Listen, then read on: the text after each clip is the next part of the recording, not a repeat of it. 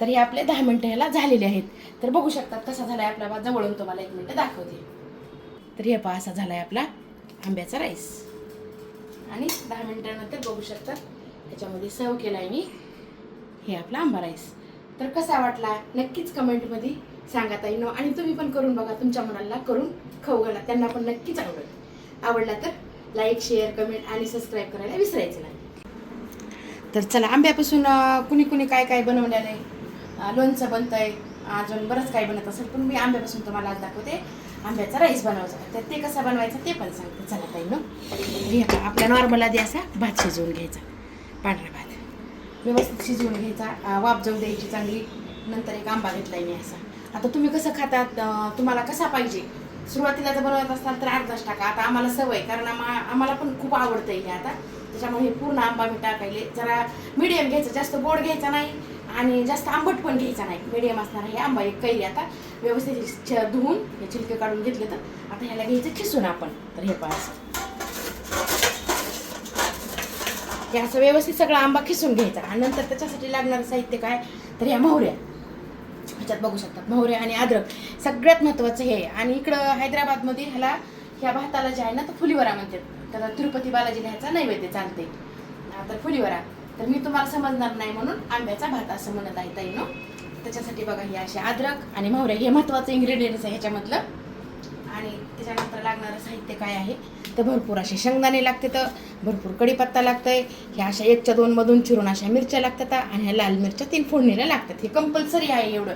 तुमच्याकडे काजू असतील तर काजू टाका, अजून छान आहे. माझे काजू संपलेत त्याच्यामुळं मी काजू स्किप केले, शेंगदाणे जास्त घेतले. तर काजू नसतील तरी पण चालते, असतील तर अजून चांगलं. आणि दुसरं म्हणजे हे पहा, ही हरभऱ्याची आणि उडदाची डाळ. हे पहा एक 15-20 मिनिटं अर्धा तास भिजू घालायची. कारण अशी पीठ तुम्ही फोडणीला टाकू शकतात, पण ती कडक होती. जर दाताखाली आली तर एखाद्या वेळेस नाही चावलं ना तर आपल्याला सहन होत नाही ना. तर त्यामुळे जर अशी भिजवून टाकली डाळ तर नंबर 1 मध्ये होती. तर चला, मी आंबा किसून घेते आणि सगळं प्रोसेस पण हे भात काढण्यासाठी टोपलं घेतलंय मी. तुम्हाला सगळं पुढचं प्रोसेस दाखवते. ते आंबा किसून घेते ताई, थोडं दाखवते. तरी पूर्ण आंबा मी असा किसून घेतला हे पाताईनं. तर आपला आंबा झालाय खिसायचा आता. तर ह्याला ठेवायचं बाजूला. तर आता हे मी अद्रक आणि मोहरे आपल्या हे टाकायला विसरायचं नाही ताईनं.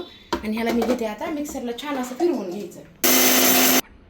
तर हे भात जे आहेत असं मोठ्या एका कशात बी असं पसरट भांड्यामध्ये हे भात काढून घ्यायचा, कारण आपल्याला पुन्हा कालवायचं असते. त्याच्यामध्ये असं मोकळं पाणी, कमी पाणी टाकून असं शिजवायचा भात. हे अजिबात कुकरला चिटकत नाही काही नाही.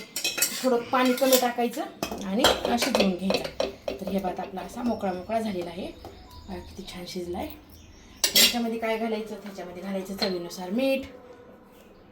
तुम्हाला जसं पाहिजे तसं घाला, तुमच्या चवीनुसार जास्त कमी तुम्ही तुमचं करू शकतात.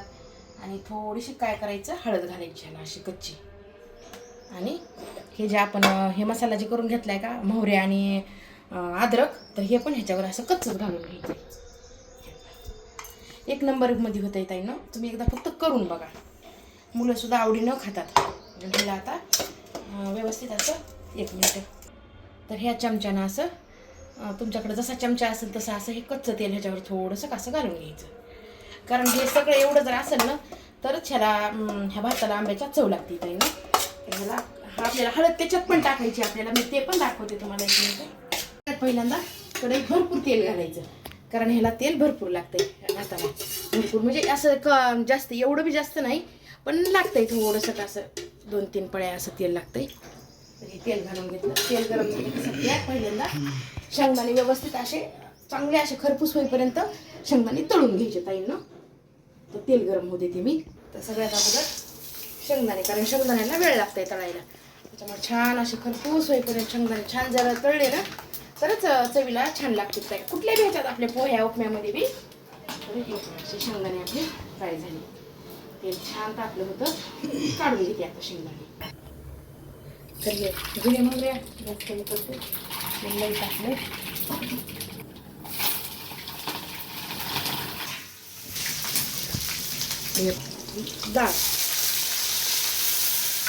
डाळ व्यवस्थित थोडीशी भिजली का पण आपल्याला चावायला पण हार्ड जात नाही.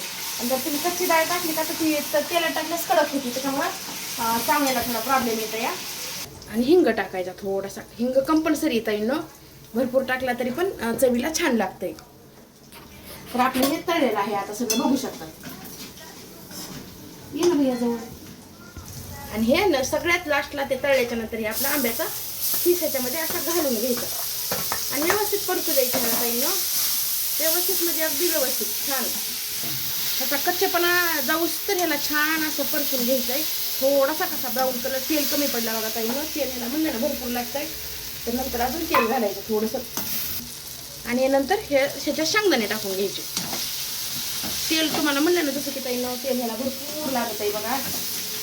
मध्ये पण अशी थोडीशी हळद घालायची कारण आपण तिथं भातात पण त्या घातलेली ना हळद ह्याच्यात पण लागते थोडीशी हळद ताईंनो.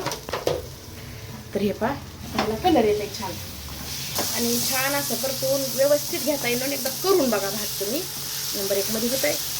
आणि कमेंटमध्ये सांगा की कसा झाला आहे तुम्ही जर केला तर. आणि माझा आवडला तर ते पण सांगा. चला आता हे झाले. तर आता हे सगळं झालेलं सारण जे आहे ना तर हे तेल सोडतंय नंतर हे पहा असं ह्याच्यामध्ये पूर्ण असं घालून घ्यायचं. आणि ह्याला सगळं व्यवस्थित काढून घेते. तर आणि ह्याला आता काय करायचं व्यवस्थित असं बघा किती सुंदर कलर पण छान आलाय. आणि दिसा मी पहिल्यांदाच केलाय बरं का ताईंनो. आजीकडे करते मी. आजीकडे करते ना खाली म्हणून तर माहिती झाली आहे. असला भारी वास यायलाय ना. सुंदर होत आहे बघा ताईंनो.